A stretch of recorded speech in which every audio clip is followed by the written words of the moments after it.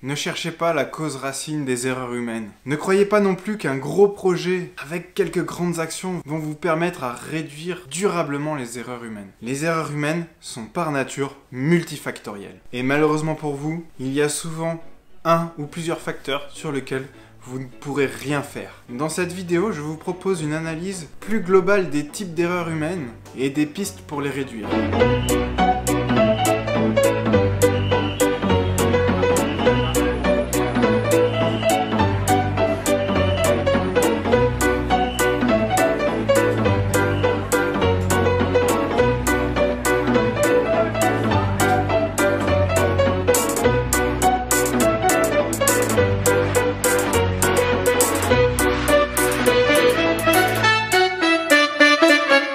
Globalement, sur les sites, on retrouve trois grandes sources d'erreurs humaines. La première, c'est que le cadre est mal fixé. C'est-à-dire que les opérateurs ne savent pas vraiment ce qu'ils doivent faire, qu'ils sont dans le flou, et donc se trompent. Soit parce que le cadre n'est pas fixé, aucune procédure ne décrit cette activité, cette opération, comment la faire, à quel moment, etc. Soit parce qu'ils n'ont pas facilement accès à cette information. Et donc, le cadre existe, mais n'est pas connu. Un exemple, lorsque j'étais responsable de nuit, j'ai dû prendre une décision lors d'un dysfonctionnement sur une ligne de conditionnement. Et j'ai fait une erreur qui a abouti au retraitement complet du lot. En effet, sur cette ligne, le lecteur de code barre des étuis ne fonctionnait plus. J'ai pris la décision de continuer quand même la production sur la base de mauvaises informations et de mauvaises croyances, en me disant que le produit était quand même utilisable.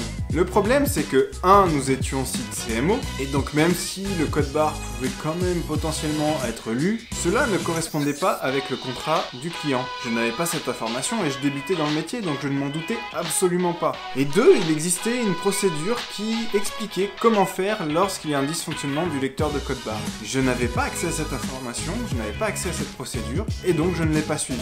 Dans ce cas, le cadre était fixé, mais pas connu par la personne qui a fait l'erreur.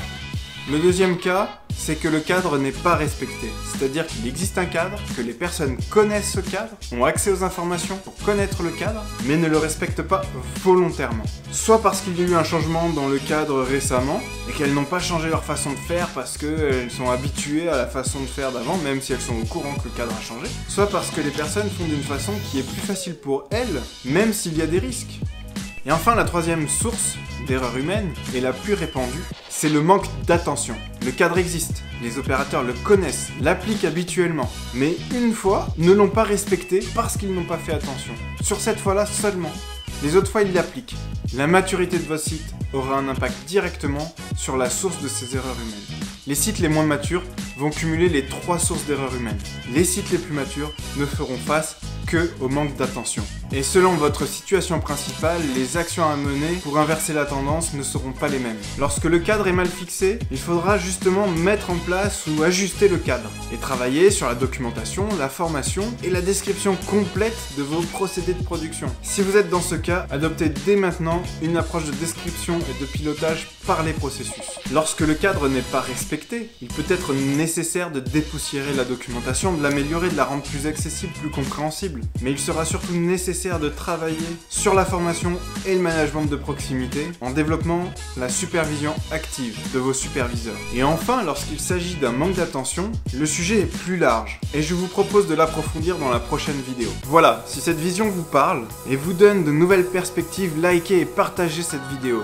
Ça m'aide beaucoup. Abonnez-vous à la chaîne YouTube aussi pour recevoir la notification quand sortira la vidéo sur le manque d'attention, dans laquelle nous rentrerons dans les détails des sources du manque d'attention et comment les combattre.